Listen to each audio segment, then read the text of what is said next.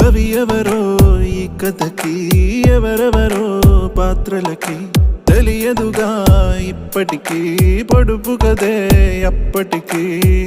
మనమంటూ అనుకున్నా ఒంటరిగానే మిగిలున్నా, ఇందరిలో కలిసున్నా వెలుతిని నేను చూస్తున్నా.